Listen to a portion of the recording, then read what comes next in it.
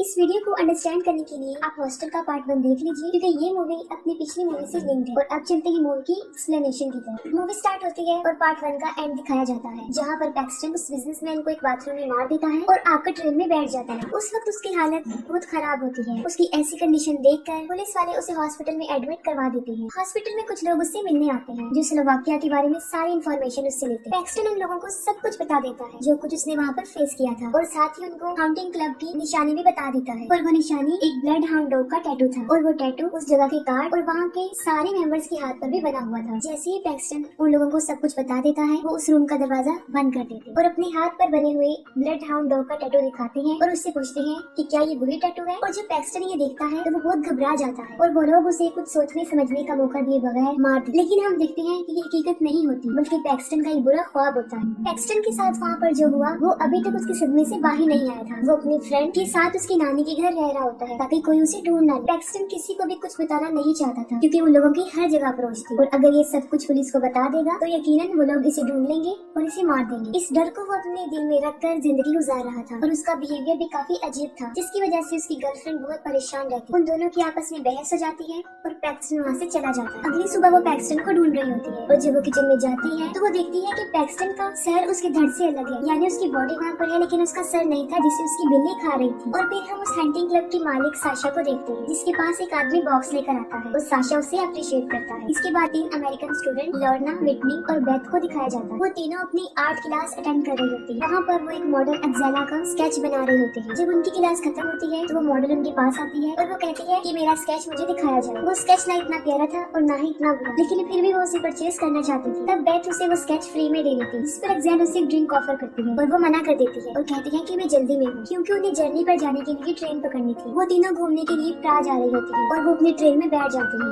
Beth और Whitney drink लेने के लिए चली जाती है और लॉर्ना कैबिन में ही रह जाती है। जब वो दोनों कैबिन से बाहर आती है तो एक अजीब सा आदमी उनसे टकरा जाता है, लेकिन वो इस पर ध्यान नहीं देती, उसे इग्नोर करके आगे बढ़ जाती है। और वहाँ पर उन्हें एक्जेल भी मिल जाती है, जिसे देखकर वो बहुत हैरान हो जाती है। बेथ एक्जेल से पूछती है कि वो यहाँ पर क्या कर रही है, जिस पर वो सोचती है कि जैसे ही मैंने सुना कि वो प्राग जा रही है, उसने भी प्राग जाने का प्लान बना लिया।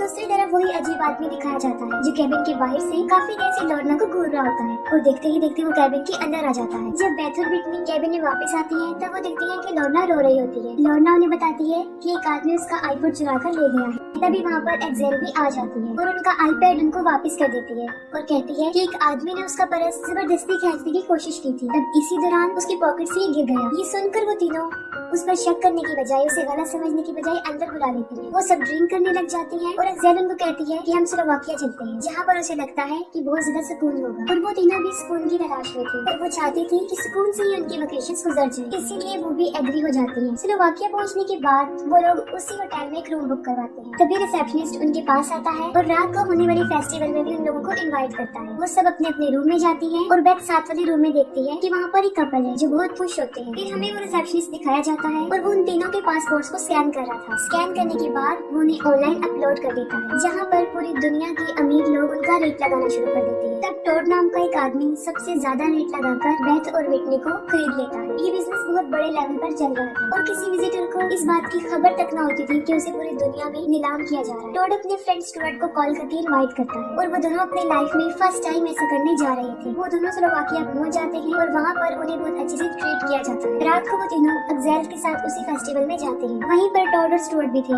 जो उन्हें बहुत गौर से देख रहे थे, क्योंकि उनके लिए उन्होंने बहुत भारी कीमत अदा की। असल में उस फंक्शन को सिर्फ फेस्टिवल का नाम ही दिया गया था और वहाँ पर सब लोग अपने खरीदे हुए टूरिस्ट को देखने आए थे। विटनी लॉर्ना को बताती है कि बेथ की मदर मरते हुए अपनी सारी प्रॉपर्टी उसके नाम कर देंगी और यहाँ तक कि अपने फादर को भी वही पैसे देती है, और वो इतनी रिच है कि पूरा स्लोवाकिया खरीद सकती है। वो सब वहाँ पर काफी एंजॉय करते हैं, लेकिन लॉर्ना अकेली बैठी हुई थी। तभी एक आदमी उसके पास आता है और डांस के लिए उसे ले जाता है। बेथ के पास भी एक लड़का आता है, लेकिन वो उसे इनकार कर देती है। तब वो उसे कहता है कि मैं तुम्हारी मदद कर सकता था, और ये कहकर वो वहाँ से चला जाता है। जैसे ही वो जाता है रिसेप्शनिस्ट भी वहाँ पर आ जाता है और बेथ को एक ड्रिंक देता है। बेथ उस ड्रिंक को अपने पीछे उस तरफ फेंक देती है जहाँ पर खड़ा स्टुअर्ट उसे देख रहा होता है। बेथ उसे सॉरी करती है और उसे ड्रिंक ऑफर करती है। बेथ जब ड्रिंक लेने जाती है तब लॉर्ना उसे कहती है कि वो आदमी उसे बोट तक लेके जाना चाहता है, जिस पर बेथ साफ इनकार कर देती है और वो कहती है कि हमें अजनबियों पर भरोसा नहीं करना चाहिए। और वो ड्रिंक लेकर स्टुअर्ट के पास चली जाती है और वो दोनों काफी बातें करती है। और जैसे ही बेथ जाने लगती है स्टुअर्ट उसे गुड नाइट बेथ कहता है और बेथ वहीं पर रुक जाती है। और बेथ सोचती है कि उनकी सारी बातचीत में कहीं भी उसने अपना नाम उसे नहीं बताया था। तब स्टुअर्ट उसे कहता है कि मैंने तुम्हारे फ्रेंड्स को तुम्हारा नाम लेते हुए सुना था। तब बेथ को उसकी बात पर बिलीफ आ जाता है और वो वहाँ से चली जाती है। आगे जाकर वो देखती है कि लोर्ना उसी आदमी के साथ बोट पर बैठकर जा रही है, जिस पर वो उसे रोकने की काफी कोशिश करती है, लेकिन इसका कुछ फायदा नहीं होता। उस आदमी का नाम रोमन होता है। वो लोर्ना को एक सुनसान जगह पर ले जाता है जहाँ पर कुछ लोग उसे बेहोश कर देते हैं। वहाँ बेथ और पिटनी वापस हॉस्टल में जाते हैं और पीछे से एक्सेल लोर्ना के लिए वहीं पर रुक जाती है। वो दोनों जब अपने रूम की तरफ आती है तब बेथ देखती है कि उनके साथ वाले रूम में दो आदमी हैं जो अपना सामान समेट रहे थे, और जैसे ही वो आदमी बेथ को देखते हैं अपना दरवाजा बंद कर लेते हैं। और ये वही रूम था जब बेथ ने पहली बार वहाँ पर उस कपल को देखा था। अगली सुबह हम देखते हैं कि बेथ और विटनी एक्सेल के साथ उस स्पा में काफी एंजॉय कर रही होती है, और साथ में वो ये सोचती है कि लोर्ना भी शायद रोमन के साथ एंजॉय कर रही हो। लेकिन लोर्ना मुश्किल में थी, उसे बाथ टब के ऊपर उल्टा लटकाया हुआ था, और देखते ही देखते उस बाथ टब में एक औरत आकर लेट जाती है और एक गुजार लेती है, और उससे लोर्ना की बॉडी पर कई ज्यादा कट लगा देती है, जिससे उसका बहुत ज्यादा खून निकलता है और वो नीचे गिरता है। वो औरत उसके खून से नहाती है, फिर उसका गला काट देती है, और जो बचा हुआ खून होता है वो उससे भी नहाती है। फिर हम बेथ को देखते हैं जो स्पा में सोई होती है। जब वो उठती है तब वो देखती है कि उसके आसपास कोई भी नहीं है। वहाँ पर वो बिल्कुल अकेली होती है।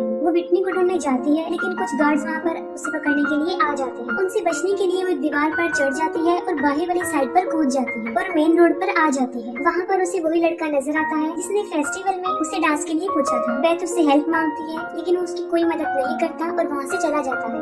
बेथ जंगल की तरफ भागती है। वहाँ पर वही क्रिमिनल बच्चे उसे घेर लेते हैं और उसे काफी पीटते हैं। तभी वहाँ पर एक्सेल आ जाती है और उस वक्त उसके साथ साशा भी होता है, और वो बेथ को वहाँ से ले जाती है। साशा उन सब बच्चों को एक सीधी लाइन में खड़ा कर देता है और उनसे कहता है वो किसी एक बच्चे को आगे की तरफ फेंक। वो बच्चे कुछ सोचे समझे बगैर एक लड़के को आगे की तरफ फेंक देते हैं। साशा उस बच्चे को शूट करके मार देता है, लेकिन इस बार का उन बच्चों पर जरा भी असर नहीं होता और वो आराम से वहाँ से चले जाते हैं। फिर एक्सेल बेथ को साशा के घर में लेकर जाती है और वहाँ पर एक्सेल की एक बहुत बड़ी और काफी खूबसूरत पेंटिंग मिलती है, और यहाँ पर हमें ये बात समझ लग जाती है कि ये सब कुछ एक सोचा समझा गया प्लान है, क्योंकि इतनी बड़ी और इतनी खूबसूरत पेंटिंग होने के बावजूद भी एक्सेल ने बेथ से उसे खरीदने की जिद क्यों की। दूसरी तरफ एक मेकअप आर्टिस्ट विटनी को उन क्लाइंट्स के लिए तैयार कर रहा होता है। विटनी बड़ी मुश्किल से उससे जान छुड़वाकर वहाँ से भागती है, लेकिन वहाँ पर हर तरफ सीसीटीवी कैमरास लगे होते हैं और गार्ड्स सारी जगहों को सील कर देते हैं और वो वहाँ से भाग नहीं पाती। बेथ एक्सेल के रूम में आती है और वो उसी आदमी की फोटो देख लेती है जिसने ट्रेन में लोर्ना का आईपॉड चुराया था, और उसके साथ एक दूसरी पिक्चर भी होती है जो पार्ट 1 में दो लड़कियों की थी,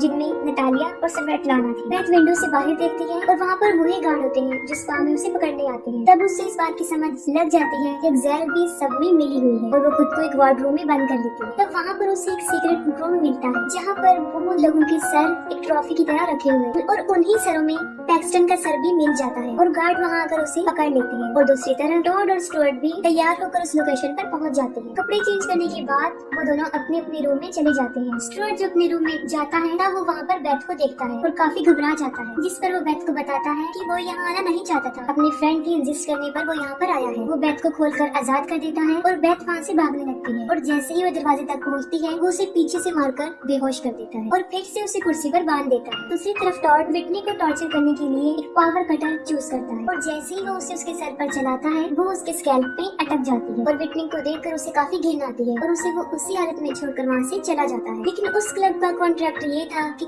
उसे मारे बगैर कोई भी वहाँ से नहीं जा सकता था। टॉड उस रूल को तोड़ देता है और वो लोग उसे सजा देने के लिए अपने जंगली कुत्ते उसकी तरफ छोड़ देते हैं, जो कि उसे बुरी तरह से चीर फाड़ करके उसे खा जाते हैं। इसके बाद वो विटनी को मेडिकल एड देते हैं और उसकी पिक्चर बना के सब क्लाइंट्स को दिखाते हैं। वो अपने क्लाइंट्स को कम ऑफर में सस्ते दामों से सेल कर रहे थे, और इस ऑफर को लेकर वो स्टुअर्ट के पास में जाते हैं, और जब वो सोचता है कि ये बेथ की फ्रेंड है तो वो इसको लेने के लिए यस बोल देता है। वो विटनी को मार देता है और उसका नेकलेस लेकर वो बेथ को पहना देता है। बेथ अपनी जान बचाने के लिए उसे सीरियस करना शुरू कर देती है। वो उसके हाथ पांव खोलकर उसे टेबल पर लिटा देता है और वो बेथ के करीब आता है, लेकिन बेथ उस पर हमला करके उसे काफी जख्मी कर देती है और उसे कुर्सी पर बांध देती है। तभी वो सिक्योरिटी गार्ड्स वहाँ पर भी पहुँच जाते हैं, जिस पर वो उन्हें गन पॉइंट पर कहती है कि वो स्टुअर्ट को काट देगी, और वो डिमांड करती है कि साशा को यहाँ पर बुलाया जाए। तभी साशा वहाँ पर पहुँच जाता है और उन दोनों को मारने का ऑर्डर दे देता है। तभी बेथ उसे एक डील ऑफर करती है, क्योंकि वो बहुत अमीर होती है। वो उन्हें मुँह मांगी कीमत देने को तैयार थी, जिसमें वो उसे वहाँ का रूल बताता है कि वहाँ का मेंबर बनने के लिए किसी एक को मारना होता है, जिस पर बेथ कुछ सोचे समझे बगैर उसकी बॉडी के कुछ पार्ट्स काट देती है और उसे मरने के लिए छोड़ देती है। इसके बाद वो उसी ब्लड हाउंड डॉग का टैटू बनवा कर वहाँ की मेंबर बन जाती है। बेथ उन बच्चों की मदद से एक्सेल को जंगल में लेकर आती है और उसका सर धड़ से अलग कर देती है। वो बच्चे उसके सर से फुटबॉल खेलते हैं और इसके साथ ही मूवी एंड हो जाती है।